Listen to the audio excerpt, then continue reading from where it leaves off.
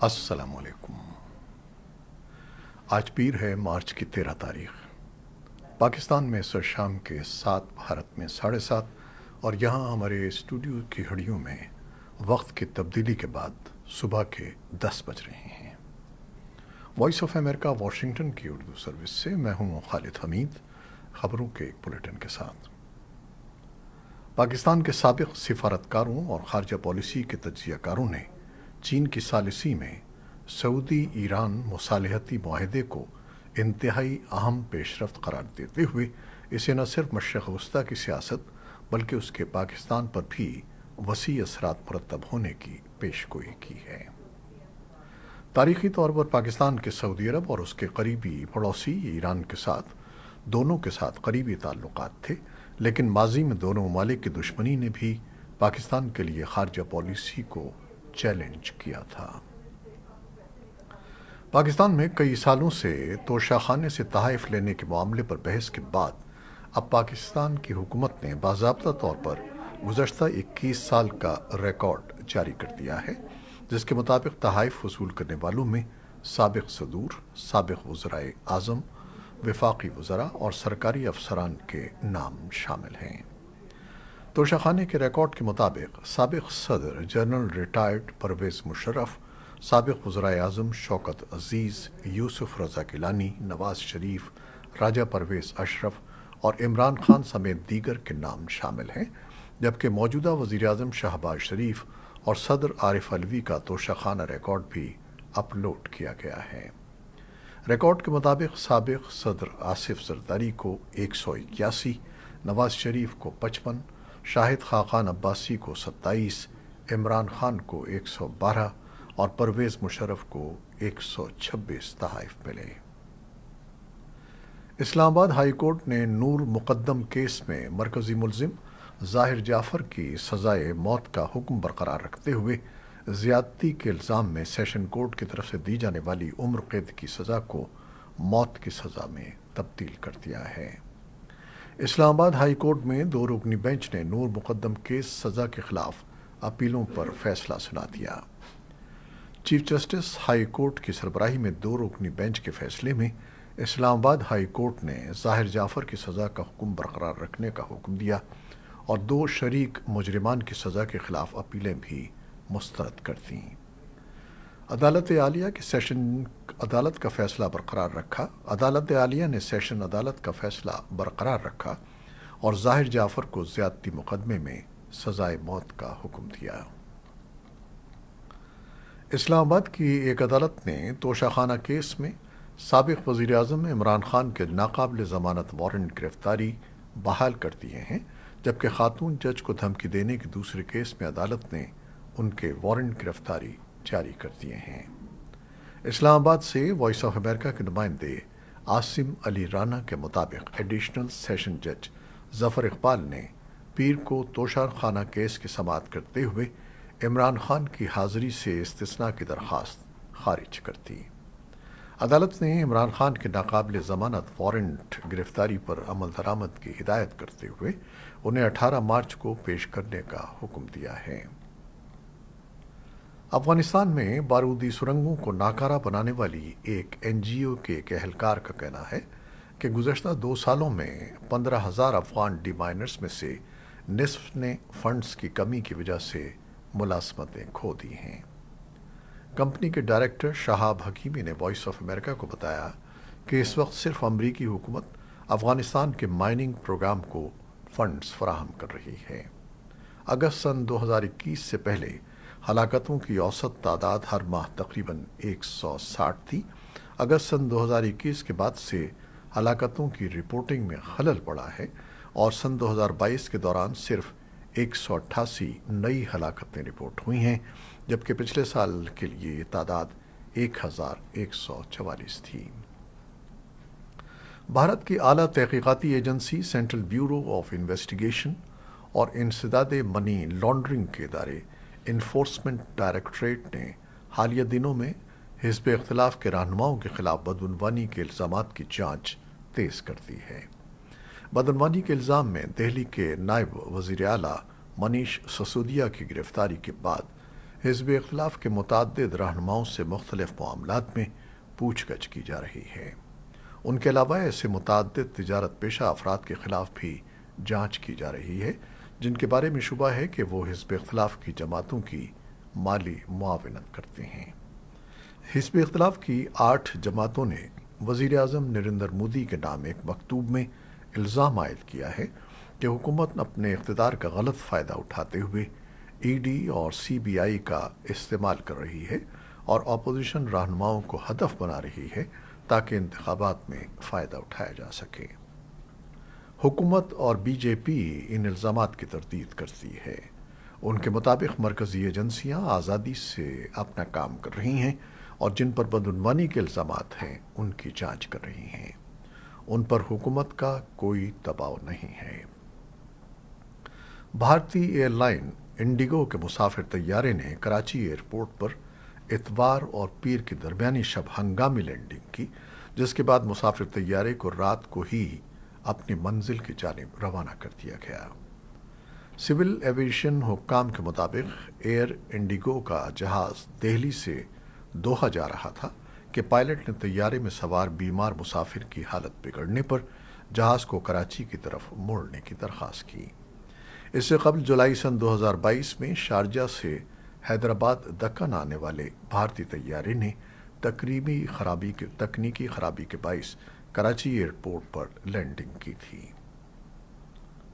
امریکی صدر Joe Biden آج پیر کو بینکنگ سسٹم کے بارے میں بات کر رہے ہیں۔ اس سے پہلے حکومت نے 2 بڑے بینکوں کی ناکامی سے ہونے والے ممکنہ بحران پر قابو پانے کی کوشش کی۔ بائیڈن نے اتوار کو دیر گئے ایک بیان میں کہا کہ امریکی عوام اور امریکی کاروباری اداروں کو اعتماد ہونا چاہیے کہ جب ان کو ضرورت ہوگی تو ان کے بینک ڈپازٹس وہاں موجود ہوں گے۔ ان کا کہنا تھا کہ میں اس گڑبڑ کے ذمہ داروں کو مکمل طور پر جواب دہ ٹھہرانے اور بڑے بینکوں کی نگرانی اور ضابطے کو مضبوط بنانے کے لیے اپنی کوششوں کو جاری رکھنے کے عہد کا پابند ہوں تاکہ دوبارہ یہ صورتحال پیدا نہ ہو۔ امریکی محکمہ خزانہ نے اتوار کو ایک بیان میں کہا کہ کیلیفورنیا میں قائم سلیکون ویلی بینک اور نیو یارک میں قائم سگنیچر بینک کے جمع کنندگان کو پیر کو اپنی تمام رقم تک رسائی حاصل ہو جائے گی۔ مشرقی یوکرین کے باخموت کے علاقے میں دونوں فریقوں کے مطابق پیر کو شدید لڑائی ہوئی، جبکہ اس علاقے کے کنٹرول کے لیے مہینوں سے لڑائی جاری ہے۔ یوکرین کی فوج کا کہنا تھا کہ وہ شہر پر قبضہ کرنے کی روسی کوششوں کو پسپا کرنے کے لیے توپ خانے، ٹینکوں اور دیگر ہتھیاروں کا استعمال کر رہی ہے۔ برطانیہ کی وزارت دفاع نے حالیہ دنوں میں اندازہ لگایا ہے کہ روس کا ویگنر نیم فوجی گروپ باخموت کے بیشتر مشرقی حصے پر قابض ہے اور مغربی حصے پر یوکرینی افواج کا قبضہ ہے۔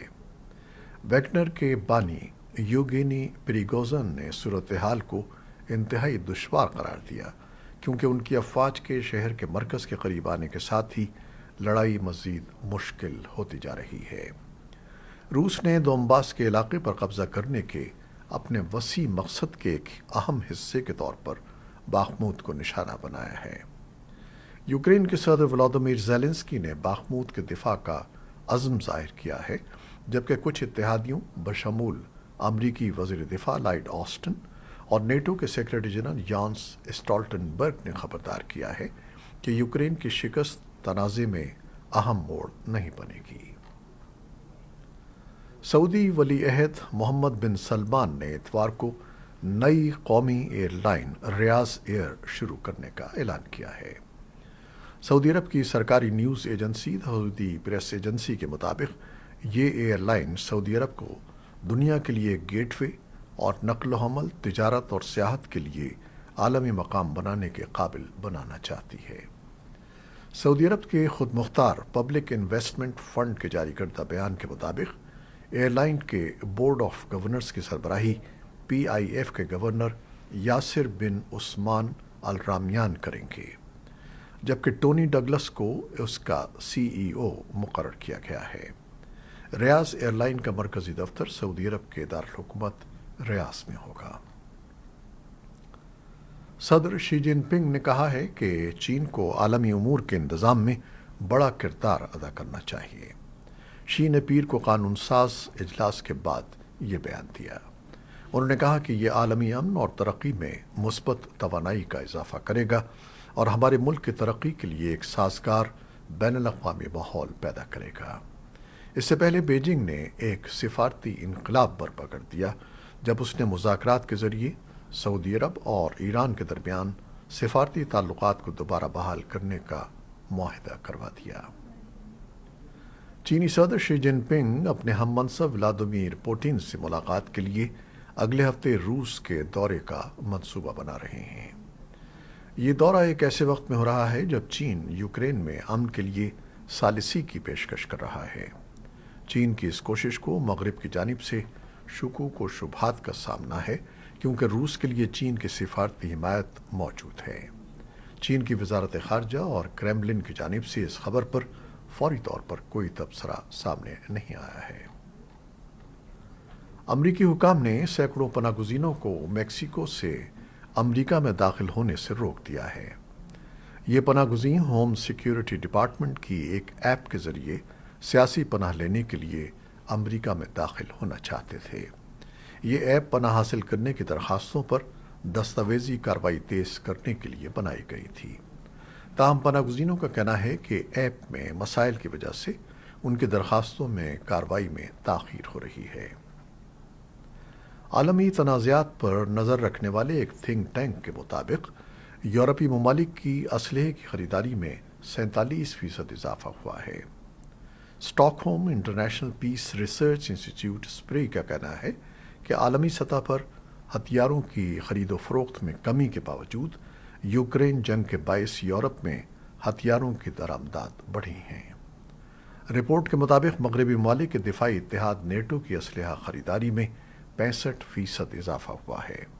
رپورٹ میں کہا گیا ہے کہ ہتھیاروں کی عالمی فروخت میں امریکہ کا حصہ 33% سے بڑھ کر 40% ہو گیا ہے۔ جرمنی میں ملازمین کی ایک روزہ ہڑتال کی وجہ سے متعدد ایئرپورٹس پر فضائی آپریشن بری طرح متاثر ہوئے ہیں۔